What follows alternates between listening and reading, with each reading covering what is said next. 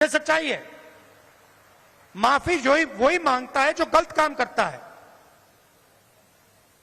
जिसने गलती ही नहीं की उसको माफी किस चीज की मांगनी है। यहां कुछ ही दिन पहले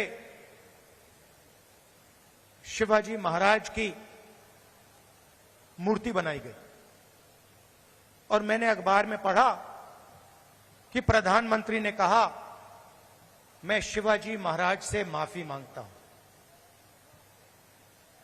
अब मैं ये समझना चाहता हूं प्रधानमंत्री जी ने किस कारण माफी मांगी। अलग अलग कारण हो सकते हैं। पहला कारण हो सकता है कि ये जो मूर्ति थी इसका कॉन्ट्रैक्ट आरएसएस के एक व्यक्ति को दी गई। पहला कारण यह हो सकता है। शायद प्रधानमंत्री जी कह रहे हैं कि नहीं, मैंने गलती की, मुझे ये कॉन्ट्रैक्ट आरएसएस के व्यक्ति को नहीं देनी थी, ये मुझे कॉन्ट्रैक्ट मेरिट पे देना था। शायद वो गलती हो सकती है। दूसरी गलती हो सकती है कि मूर्ति के बनने में भ्रष्टाचार हुआ, चोरी हुई। शायद प्रधानमंत्री इसके लिए माफी मांग रहे हैं कि मैंने जिसको कॉन्ट्रैक्ट दिलवाया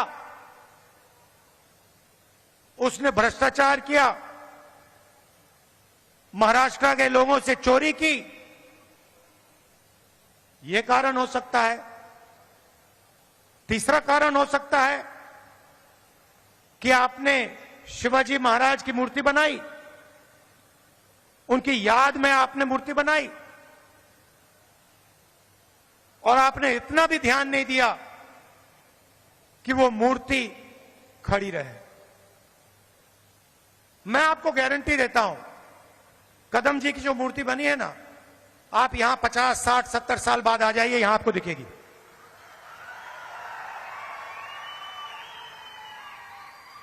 और शायद सबसे बड़े महापुरुष शिवाजी महाराज जी की मूर्ति बनती है और कुछ ही दिनों में भ्रष्टाचार के कारण, गलत व्यक्ति को कॉन्ट्रैक्ट देने के कारण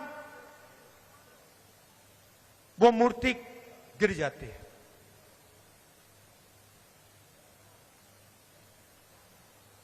शिवाजी महाराज का अपमान किया है और प्रधानमंत्री को सिर्फ शिवाजी महाराज से माफी नहीं मांगनी चाहिए।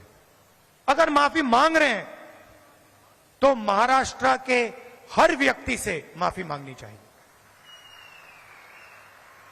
और प्रधानमंत्री जी को यह भी समझाना चाहिए कि आप सिर्फ 2 लोगों की सरकार क्यों चलाते हो।